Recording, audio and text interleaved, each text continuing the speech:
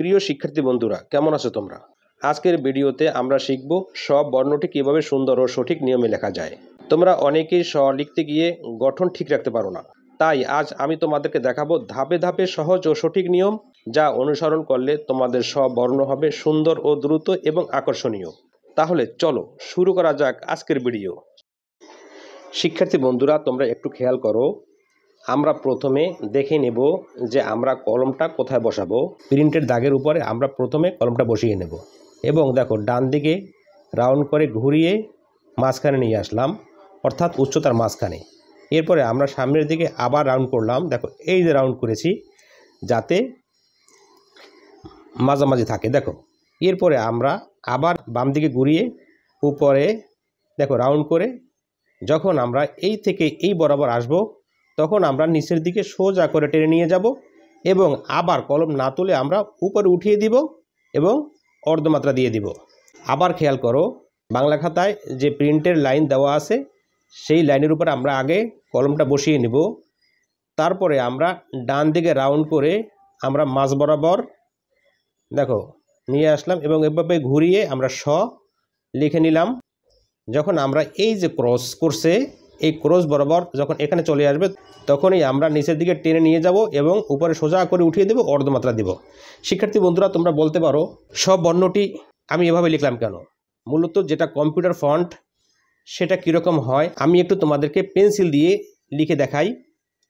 তাহলে আমরা প্রিন্টের লাইনের উপর বসিয়ে ডান দিকে রাউন্ড করে আমরা এভাবে শূন্য দিয়ে রাউন্ড করে আমরা এখানে চলে আসার পরে দেখো উপর থেকে আমরা সোজা করে নিচে নামিয়ে দিলাম এবং অর্ধমাত্রা দিয়ে দিলাম। এভাবে হয় কম্পিউটার ফন্ট, এরকমভাবে হয়। খেয়াল করো, এরকমভাবে কম্পিউটার ফন্ট। কিন্তু আমরা আজকে একটা অন্য নিয়মে শিখব। দেখো সেটা হলো আমরা যদি দেখো মাঝামাঝি দুটো শূন্য দেই। খেয়াল করো, একটু খেয়াল করো। এখন আমি তোমাদেরকে একটা অন্য নিয়মে দেখাবো যাতে তোমরা সহজে শিখতে পারো। খেয়াল করো, এখন আমরা এখানে দুইটা পাশাপাশি উচ্চতার মাঝখানে উপরে আমরা 50% উপরে মানে মাঝামাঝি উপরে আমরা দুইটা শূন্য দিয়ে নিলাম। খেয়াল করো, এখন যদি আমরা এখান থেকে শুরু করে এই দেখো মাঝ বরাবর দেখো মানে উচ্চতার 4/1 এটা মাঝামাঝি, এটা 25, এখানে 75। দেখো তাহলে আমরা এই 25-এ একটা সার্কেল করে নিলাম। দেখো সার্কেল করে নিলাম, তাহলে আমাদের এই পাশাপাশি দুইটা যে শূন্য থাকে সেটা একরকম হবে। খেয়াল করো, তাহলে আমরা যদি এখন এখান থেকে সোজা করে টেনে নিয়ে যাই, এরপরে আমরা যদি অর্ধমাত্রা দেই, তাহলে আমাদের সব বর্ণটি তালে বস হয়ে গেল। তাহলে আমি যদি তোমাদেরকে আমার লাল কলম দিয়ে মার্ক করি, দেখো খেয়াল করো, খেয়াল করো এরপরে যদি আমরা এখান থেকে নিয়ে যাই টান দিয়ে সোজা করে, এরপরে আমরা অর্ধমাত্রা দেই, আমরা যদি পেন্সিল দিয়ে মুছে ফেলি, দেখো পেন্সিল দিয়ে মুছে ফেলার পরে আমরা সব বর্ণটা দেখতে পেলাম। ফাইনালি আমরা এখন শিখবো। দেখো দুই লাইনের মাঝ বরাবর শূন্য হবে এবং এখানে দেখো এখানে আমরা রাউন্ড করলাম, এখানে একটা রাউন্ড করলাম আর এখান থেকে আরেকটা রাউন্ড করলাম। তাহলে এভাবে যদি আমরা ঘুরিয়ে স লিখি, তাহলে আমরা সহজে তালে বস সুন্দর করে লিখতে পারলাম।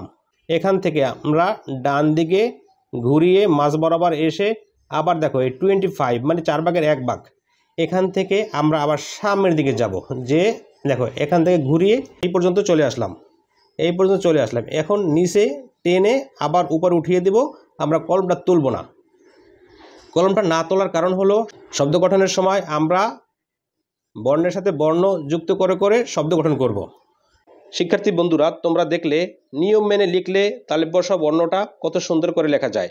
প্রতিদিন অল্প সময় অনুশীলন করো, তাতেই তোমাদের হাতের লেখা হয়ে উঠবে আরও সুন্দর ও আকর্ষণীয়। তোমরা সবাই ভালো থাকো। পরবর্তী ভিডিওতে আবার নতুন একটি বর্ণ নিয়ে দেখা হবে ইনশাআল্লাহ। আর হ্যাঁ, অবশ্যই লাইক, কমেন্ট এবং শেয়ার করতে ভুলবে না কিন্তু। ও আরেকটা কথা, কমেন্টে জানিয়ে দিও পরের ভিডিওতে কোন বর্ণটি শিখতে চাও। আল্লাহ হাফেজ। Pen Power Handwriting School.